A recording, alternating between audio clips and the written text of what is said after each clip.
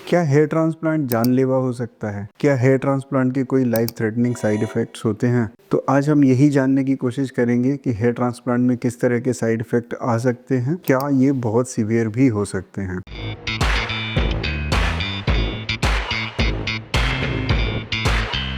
Hello, मैं doctor Ankit Kumar Jain, dermatologist and hair transplant surgeon, hair free hair grow clinic Bhopal branch. आज हम बात करने वाले हैं हेयर ट्रांसप्लांट के साइड इफ़ेक्ट के बारे में कि क्या hair transplant mild side effect करता है या कोई सीवियर साइड इफ़ेक्ट भी हो सकता है, जैसे कि ये जानलेवा भी हो सकता है। तो सबसे पहले होता है कि हेयर ट्रांसप्लांट प्लानिंग से पहले क्या साइड इफ़ेक्ट हो सकते हैं। जब हेयर ट्रांसप्लांट होता है तो उसके पहले एनेस्थीसिया दिया जाता है। एनेस्थीसिया आपको स्लाइटली पेनफुल हो सकता है, जो कुछ लोगों में 5 से 10 मिनट ही रहता है, कुछ लोगों में उसका पेन थोड़ा ज़्यादा रह सकता है।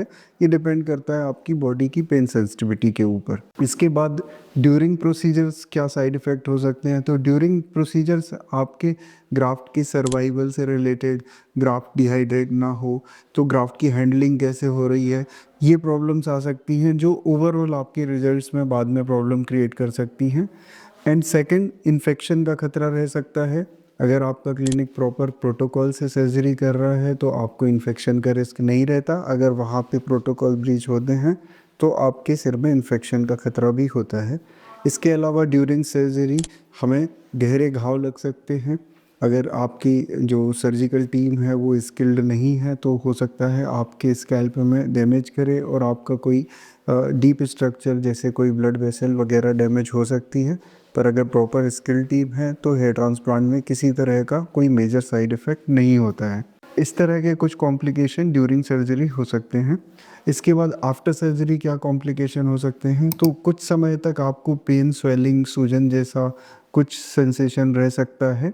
अगर प्रॉपर तरीके से आपने रेस्ट किया है, पोस्ट ऑपरेटिव केयर ली है, तो आपको इस तरह के सेंसेशन बहुत ही कम आते हैं। लेकिन अगर आपने ध्यान नहीं दिया है और आप दवाइयाँ नहीं लेते हो या पोस्ट ऑप केयर प्रॉपर से नहीं करते हो तो इस तरह के चेंजेस आपको देखने को मिल सकते हैं। इसके बाद इचिंग होना, तो जो रेसिपिएंट एरिया है या डोनर एरिया है वहाँ पे आपको थोड़ा खुजली जैसे सेंसेशन हो सकते हैं।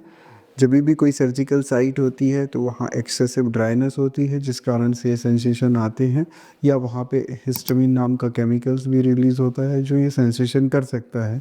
ये कुछ समय ही रहता है और जनरली हेयर ट्रांसप्लांट प्रोसीजर के बाद आपके डॉक्टर आपको उसको टैकल करने के लिए मेडिसिन देते हैं। इसके बाद अगला जो साइड इफ़ेक्ट आता है वो स्कैब फॉर्मेशन होता है। तो जब हमारा जो वुंड है हील होता है, डोनर एरिया से जो ग्राफ्ट निकाले गए हैं उस हिस्से का वुंड हो चाहे रेसिपिएंट, वहाँ पे ब्लड क्लॉट्स या स्कैब्स बनते हैं जो कि हेड वॉश के समय आपके निकल जाते हैं।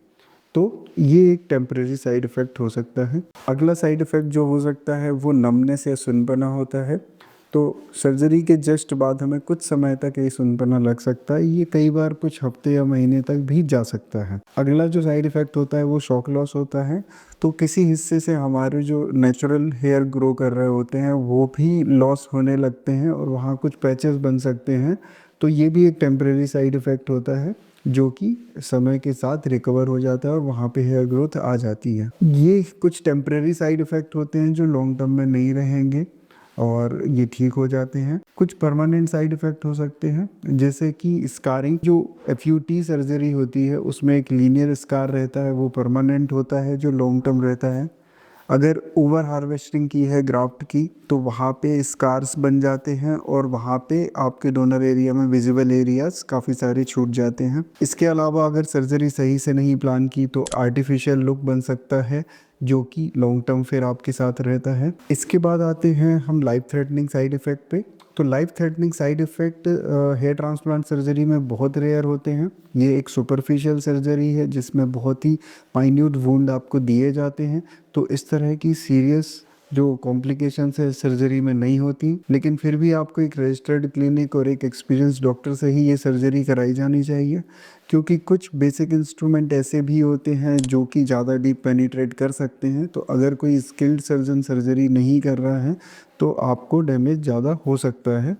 इसके अलावा अगर आपका सर्जन प्रॉपर क्वालिफाइड नहीं है तो हो सकता है वो आपके एनेस्थीसिया की डोज को या दवाइयों की डोज को प्रॉपर मॉनिटर ना करे, तो उनके एलर्जिक जो रिएक्शंस होते हैं जैसे कि एनाफिलेक्सिस रिएक्शंस, उनसे आपको लाइफ थ्रेटनिंग साइड इफ़ेक्ट का खतरा रहता है। तो एक सही प्रोटोकॉल से आप सर्जरी कराइए ताकि कोई सीवियर रिस्क आपको ना रहे, कोई लॉन्ग टर्म रिस्क ना रहे। जो टेम्परेरी साइड इफ़ेक्ट हैं वो आ सकते हैं लेकिन वो आपके डॉक्टर ट्रीट कर देते हैं, तो आपके रिजल्ट्स पे या वुंड हीलिंग पे कोई मेजर इम्पैक्ट नहीं आता है। उम्मीद है ये जानकारी आपको अच्छी लगी है। अच्छी लगी हो तो वीडियो को लाइक और शेयर ज़रूर करें और हमारे चैनल को सब्सक्राइब ज़रूर करें ताकि ऐसी यूज़फुल जानकारी आपको मिलती रहे। Thank you.